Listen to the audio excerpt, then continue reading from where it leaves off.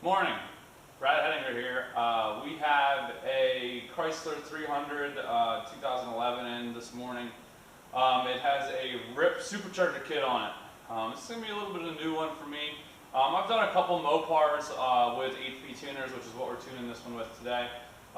This came with a very basic bass tune.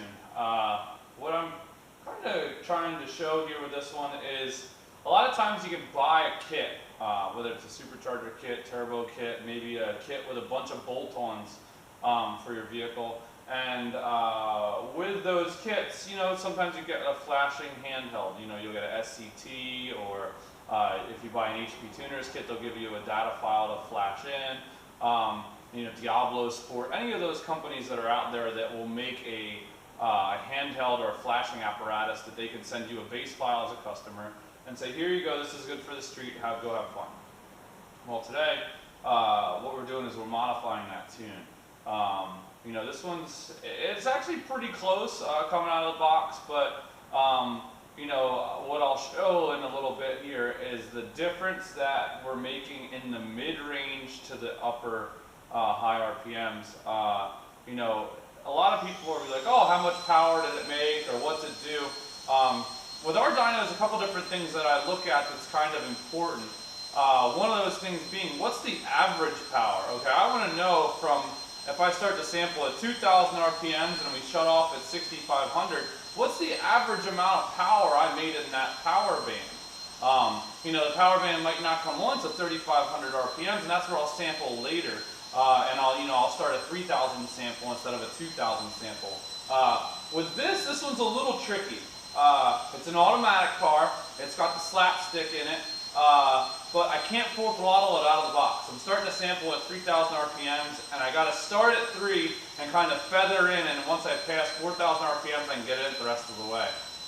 It doesn't really seem to be making too much of a difference, but there is a little ripple in the dyno chart because of that.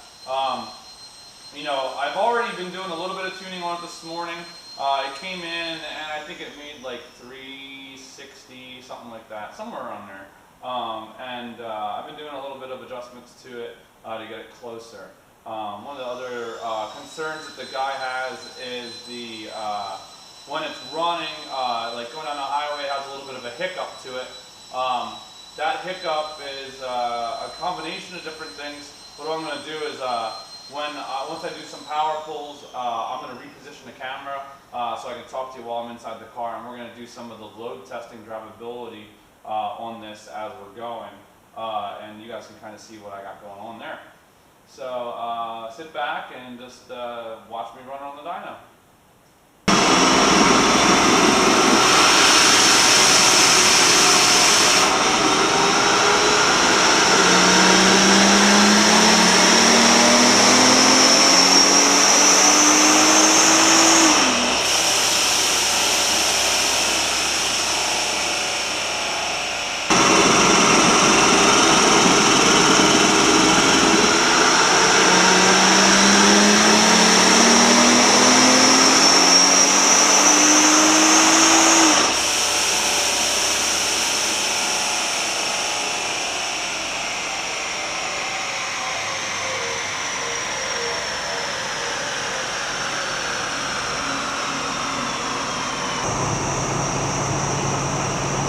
Alright guys, so basically what I'm going to be doing in this video, I don't know how much you can really see over on the screen.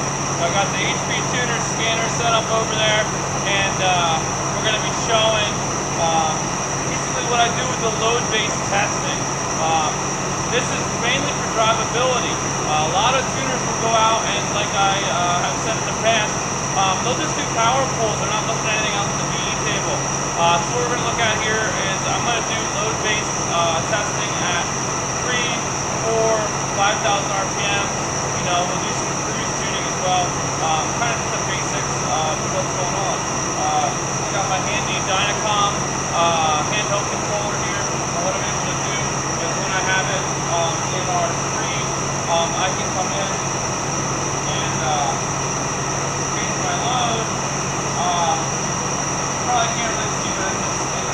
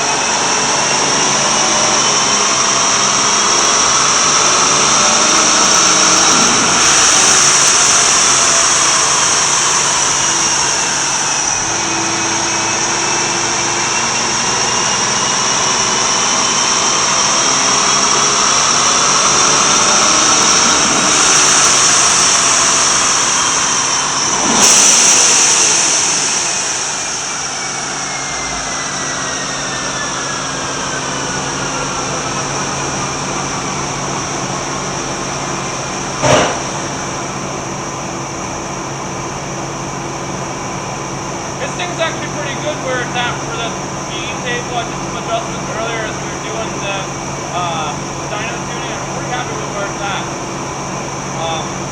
It seems to really be right about where it needs to be fuel-wise, and there's no knock across the board.